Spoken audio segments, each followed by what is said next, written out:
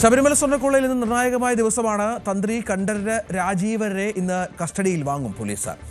ഒരു ദിവസത്തെ കസ്റ്റഡിയാണ് ആവശ്യപ്പെട്ടിരിക്കുന്നത്. ഉണ്ണികൃഷ്ണൻ പോറ്റിയുമായുള്ള ഇടപാടിൽ വ്യക്തത തേടിയാണ് തന്ത്രിയെ കൂടുതൽ ചോദ്യം ചെയ്യുന്നത്.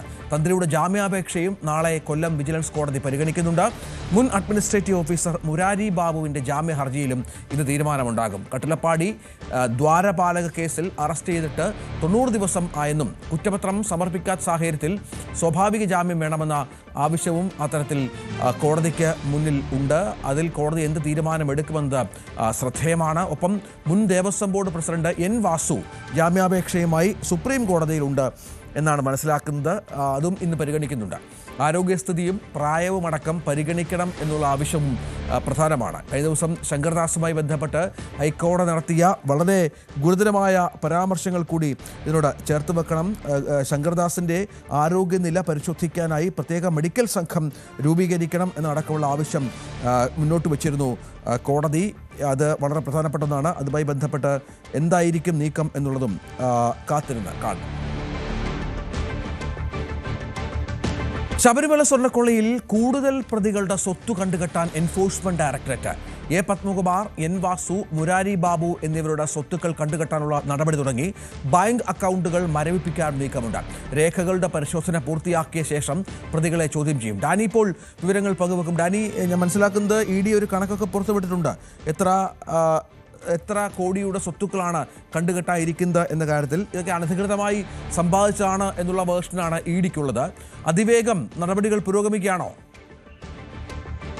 രഞ്ജിത്ത്, അതിവേഗം തന്നെയാണ് നടപടികൾ മുന്നോട്ട് പോകുന്നത്. കാരണം നമുക്കറിയാം, ഇത് പരിശോധന പൂർത്തിയാക്കി തൊട്ടടുത്ത ദിവസം തന്നെ ഇതിന്റെ സ്വത്ത് മരവിപ്പിക്കലടക്കമുള്ള നടപടികളിലേക്ക് കടന്നു. മുഖ്യപ്രതി ഉണ്ണികൃഷ്ണൻ പോറ്റിയുടെ 1.3 കോടിയുടെ സ്വത്താണ് ആദ്യ ദിവസം തന്നെ റെയ്ഡിനെ പിറ്റേന്ന് തന്നെ മരവിപ്പിക്കുകയും ചെയ്തിരിക്കുന്നത്, കണ്ടുകെട്ടുകയും ചെയ്തിരിക്കുന്നത്. ഇപ്പോൾ അത് അടുത്ത പ്രതികളിലേക്ക്, മറ്റു പ്രതികളിലേക്ക് അടക്കം നീങ്ങുന്നു എന്നതാണ്. പത്മകുമാറിലേക്കും അതോടൊപ്പം തന്നെ മുരശ്ശേരി ബാബുവിലേക്കും വാസുവിലേക്കും എല്ലാം തന്നെ ഇത് നീളുന്നു. ഇവരെ പ്രാഥമികമായി ഇവർ വരുത്തി വെച്ചിരിക്കുന്ന ഈ വിനകൾ എന്തൊക്കെയാണ്, അവർക്ക് എത്രമാത്രം പങ്കുണ്ട്, അതോടൊപ്പം തന്നെ എത്രമാത്രം സ്വത്തുക്കൾ, ഇതിന്റെ ഒരു പ്രാഥമികമായ ഒരു വിവരശേഖരണം അടക്കം ED എടുത്തിട്ടുണ്ട്. അതിനുശേഷം മറ്റു നടപടികളിലേക്ക് കടക്കും. ഇവരെല്ലാം തന്നെ ബാങ്ക് അക്കൗണ്ടുകൾ മരവിപ്പിക്കുക എന്ന നടപടികളിലേക്കും കടന്നിരുന്നു. പ്രാഥമികമായ ഒരു നടപടിയാണ്. കാരണം വെച്ചാൽ ഈ സ്വത്തുക്കൾ മറ്റു ഇടങ്ങളിലേക്ക് വകമാറ്റുക, മറ്റുള്ളവരിലേക്ക് മാറ്റുക, ഇതൊന്നും ചെയ്യാതിരിക്കുന്നതിന് വേണ്ടി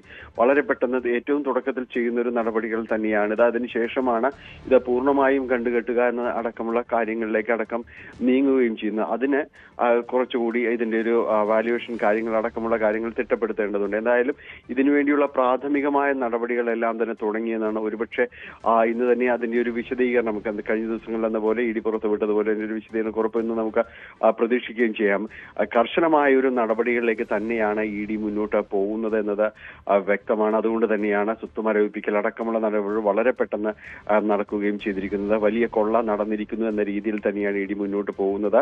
നമുക്കറിയാം, പരിശോധനയിൽ കണ്ടെത്തിയ പല സ്വർണ്ണക്കട്ടികൾ ഉൾപ്പെടെയുള്ളവ കണ്ടെത്തിയിട്ടുണ്ട്. അതിന്റെ എല്ലാം തന്നെ ഇതിന്റെ എവിടെ നിന്ന് വന്നു എന്നതടക്കമുള്ള കാര്യങ്ങൾ പരിശോധിക്കപ്പെടും. ഇതിന്റെ എല്ലാം തന്നെ ഉറവിടം വ്യക്തമാക്കേണ്ടതുണ്ട്. അല്ലെങ്കിൽ ഇതെല്ലാം തന്നെ ഈ വസ്തുക്കളുടെ കാര്യങ്ങളിലേക്കെല്ലാം തന്നെ ലിസ്റ്റ് ചെയ്യപ്പെടുന്നതാണ്. എല്ലാം ഇത്തരം കാര്യങ്ങളുടെ ഒരു സൂക്ഷ്മമായ പരിശോധനകൾ നടക്കുകയാണ്. ED കണ്ടെത്തിയ രേഖകൾ ഇതിൽ വളരെ സുപ്രധാനം തന്നെയാണ്. കാരണം ഇതിൽ സ്വർണം ചെമ്പാക്കി മാറ്റി എന്നതടക്കമുള്ള കാര്യങ്ങളിലെ വസ്തുതകൾ അടക്കം ദേവസ്വം ബോർഡ് ആസ്ഥാനത്ത് നടത്തിയ പരിശോധനകളടക്കം കണ്ടെത്തുകയും ചെയ്തിട്ടുണ്ട്. അപ്പോൾ ഇത്തരം കാര്യങ്ങളുടെ സൂക്ഷ്മ പരിശോധന പൂർത്തിയാകുന്നതിനിടയ്ക്ക് കൂടുതൽ നടപടികളിലേക്ക് അടക്കം ED കടക്കുകയും ചെയ്യും. ഈ ഇന്നലെ പുറത്തിറക്കിയ വാർത്താക്കുറിപ്പ് പ്രകാരം ഡാനി 1.3 കോടി രൂപയുടെ സ്വത്തുക്കൾ മരവിപ്പിച്ചു എന്നാണ് അവർ വ്യക്തമാക്കിയിരിക്കുന്നത്. ഇപ്പോൾ പത്മകുമാർ, വാസു, മുരാരി ബാബു എന്നിവരുടെ സ്വത്തുക്കൾ കണ്ടുകെട്ടാനുള്ള ശ്രമങ്ങളും ആരംഭിച്ചു കഴിഞ്ഞു. ബാങ്ക് അക്കൗണ്ടുകൾ മരവിപ്പിച്ചിട്ടുണ്ട്. ഈ സ്വത്തുക്കളൊക്കെ ഇവർ അനധികൃതമായി സമ്പാദിച്ചതാണെന്നും അത് ശബരിമല സ്വർണ്ണക്കൊള്ളയുടെ ഭാഗമായി ഇവർക്ക് ലഭിച്ചതാണ് എന്നുള്ള ഉത്തമ ബോധ്യത്തിലും തെളിവുകളുടെ അടിസ്ഥാനത്തിലും മറ്റുമാണോ നടപടികൾ? രഞ്ജിത്ത്, ഇതിൽ പ്രാഥമികമായും തന്നെ ഇത്തരം കാര്യങ്ങളിൽ ഇവർക്ക് വലിയ രീതിയിലുള്ള ഇടപെടലുകൾ ഈ കാര്യങ്ങളിൽ ഉണ്ടായിട്ടുണ്ട്. അപ്പോൾ ഇ ഡിയുടെ ഒരു അന്വേഷണത്തിന്റെ സ്വഭാവവും കാര്യങ്ങളും അനുസരിച്ച് വളരെ പെട്ടെന്ന് അവർ ഈ നഷ്ടപ്പെട്ട വസ്തുക്കൾ തിരിച്ചു പിടിക്കുക എന്നതടക്കമുള്ള കാര്യങ്ങൾ എല്ലായ്പ്പോഴും തന്നെ പല കേസുകളിലും ഉടൻ തന്നെ സ്വത്ത് മരവിപ്പിക്കുന്നതടക്കമുള്ള നടപടികളിലേക്കെല്ലാം തന്നെ നീങ്ങാറുണ്ട്. അപ്പോൾ ലഭ്യമായ വിവരങ്ങൾ, തെളിവില്ലാതെയല്ല, ലഭ്യമായ വിവരങ്ങളുടെയും കാര്യങ്ങളുടെയും അടിസ്ഥാനത്തിലേക്ക് ആദ്യ നടപടി എന്ന രീതിയിലേക്ക് സ്വത്ത് മരവിപ്പിക്കൽ അടക്കമുള്ള നടപടികളിലേക്ക് അടക്കം കടക്കുകയും ചെയ്യും.